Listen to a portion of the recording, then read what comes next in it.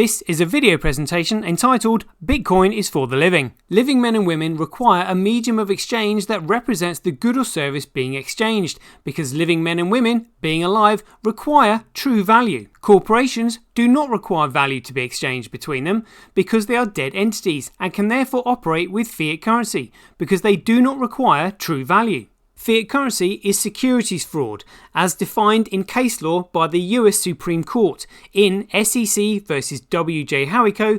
1946. This is why banks cannot create bank accounts for living men and women. Banks can only create bank accounts for corporate entities, either registered as corporations or for corporate maritime representatives, using titles such as Mr., Mrs., Ms., Miss, etc. Bitcoin, BSV, is a digital commodity, meaning it has true economic value. Having true economic value means that only a living man or woman can create a Bitcoin BSV wallet, and therefore responsibility and accountability is exposed, meaning disputes can be taken to the Court of Equity, which resides above any court of law. So the questions that need to be asked are, how is the genuine Bitcoin BSV given true value? And how can accountability and responsibility expose the living man or woman? To answer the first question, how is the genuine Bitcoin BSV given true value? The answer is because Bitcoin is a digital commodity. There are only four things that circulate within an economy. There are goods that are created, services that are provided, securities that are certified secured entitlement, and commodities that have no human barrier to entry and are therefore either extracted or grown. Now, goods are created and therefore have a central point of creation, and services are provided, meaning they can't be transported. Both are covered by the Misdescriptions Act. Securities are certified secured entitlement, so for things that you can't take or prove possession of, you need a security for. Securities are issued by a higher authority that secure your entitlement to things such as land, property, and share ownership, and they often come in the form of a paper certificate, or sometimes a digital token, and they are covered by the Securities and Exchange Commission. And commodities are common to everyone. They therefore do not have a human barrier to entry, meaning they are either extracted or grown, and they are covered by the Commodities Futures Trading Commission. Bitcoin is fixed in supply and requires economic investment in order to extract it from its computer program. The Bitcoin white paper was released before the network was started. It was released on the 31st of October 2008 in order to give commonality to the starting point of the network, to give anyone and everyone a common opportunity to start the network themselves, which enables the network to be classified as a commodity. The network was started at block height 0, known as the Genesis block, on the 3rd of January 2009 at 6:15 PM UTC time. The network was started by the pseudonymous author of the white paper, who called himself Satoshi Nakamoto. This allowed the Bitcoin network to grow without any central point of authority, control, or influence, giving the network even more credibility to be classified as a commodity, while proof of work diluted the centralized starting point over time. Bitcoin could be classified as a commodity because it is made up of 5 elements, and those elements are 1. Economic competition. Without economic competition, you simply get collusion and centralization. It is absolutely essential that the network be competitive. Secondly, there is common accountability, created through a chain of digital signatures. Thirdly, there is a fixed supply, so no one can change it and no one controls it. Fourthly, it has a locked protocol, so again, no one can change it and no one controls it. And last of all, it has unbounded scale, so the limitations and restrictions cannot be manufactured, and therefore the network cannot be manipulated. It's these 5 things that make the Bitcoin network a commodity network. And because it is a commodity network without any central point of authority, control, or failure, it means the network has to be protected externally by patents in order for it to maintain economic value. In economic terms, if something is useful, it's valuable. If something is useless, it is worthless. Bitcoin is valuable because it allows access to and economically sustains the world's first ever digital commodity network. This means that those who create content can now own their own data the moment they upload it onto the Bitcoin network, because they have control of it. The Bitcoin network will take over the likes of Amazon Web Services and Microsoft Cloud, because when you upload your data onto the Bitcoin network, you own and control your data.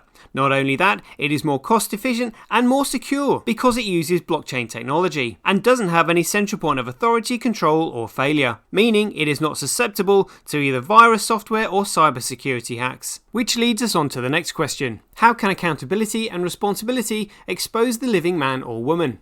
Because Bitcoin is a chain of digital signatures. And in the same way that a contract is invalid if it doesn't have a valid signature, a Bitcoin transaction is also invalid if it doesn't carry with it a digital signature. When a transaction is made on the Bitcoin network for the purpose of the ledger, two transactions are made.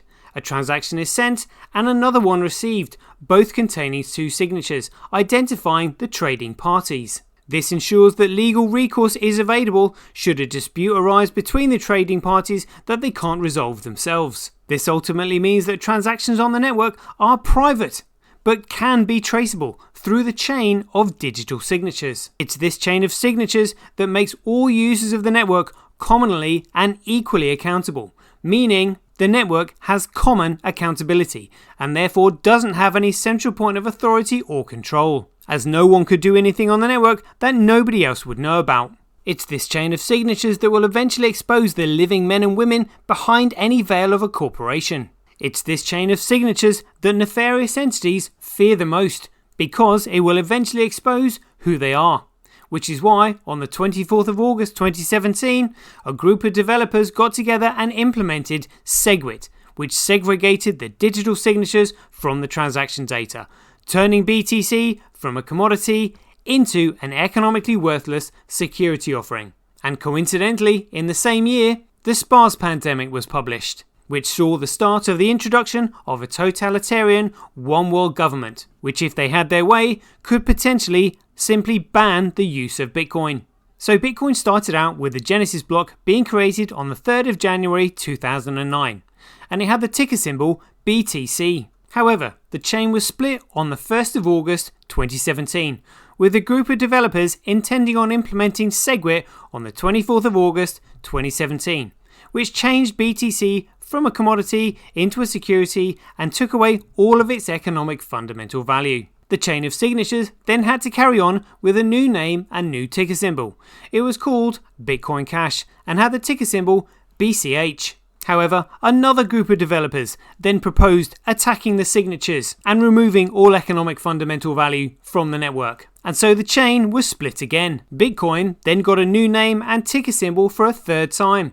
This time it was called Bitcoin Satoshi Vision and had the ticker symbol BSV. Bitcoin BSV, known as Bitcoin SV or Bitcoin Satoshi Vision, is the only digital commodity and is the only Bitcoin chain with the chain of digital signatures still intact that goes right the way back to the Genesis block. An entire market of economically worthless protocols has been allowed to develop in order to disguise, bury and discredit Bitcoin. And so the question has to be, what does the majority of the market consist of? Let's break it down. The majority of the market consists of tokens, and these are mainly ERC20 tokens created on Ethereum. ERC stands for Ethereum Request for Comment, and 20 stands for its unique ID number. These tokens are created and run on pre-existing coins, and unless they actually represent an asset, they are utterly worthless. They're easy to make in order to flood a market to dilute the credibility of everything else that's listed on it, which is why they make up the majority of it. Next we have pre-mined coins, such as the likes of Tron, Stellar and XRP. These coins are made up on the spot and sold onto the market in order to finance the very ledger technology that is managed and controlled by the same central authority that created the coins. They are therefore used to economically maintain securitized networks. So unless they actually represent an asset, they are fundamentally worthless. Next we have proof of stake. The way proof of stake differentiates from pre-mined is that proof of stake often run on distributed networks. However, there is no economic competition between the various staking parties on the network. This means that there is no ongoing economic opportunity cost associated with maintaining the stake. And without an ongoing opportunity cost, economic competition cannot be created. Without economic competition to separate the various parties, you simply get collusion and centralization. Proof of stake networks are therefore securitized networks. So again, unless the coin that you're purchasing actually represents an asset, in economic terms it would be considered as fundamentally worthless. Finally, we have proof of work. Proof of work is the only system that requires economic investment to be put it in order to extract economic rewards back out. It's the only way to create a common opportunity for everyone to compete fairly. There are no human barriers to entry, and therefore anyone can enter and exit the market freely. The creation and distribution method of the coins directly impacts the classification of the network. If there is no central point of authority or control over the creation and distribution of the digital asset itself, then it follows that there is no central point of authority or control over its network, meaning any data uploaded to it also doesn't have any central point of authority or control. So ultimately, it's only those who upload data to it that are responsible for it, which is why it's so important that every transaction must carry a digital signature with it. And this brings us nicely back to the 5 constructs that make up the elements of a digital commodity. We know that BTC has had its digital signatures segregated from its transaction data. We know that Bitcoin Cash has also tampered with its signatures and changed the protocol. We know that Cardano has a single miner in the form of Input-Output Hong Kong and won't allow anyone else to mine its network. We know that Monero is an anonymous network. We know that Dogecoin has an inflationary supply and that Litecoin had a centralized starting point, which literally means the only digital data protocol that has any economic value on the entire market is the original protocol and genuine Bitcoin that now has the name Bitcoin SV with the ticker symbol BSV.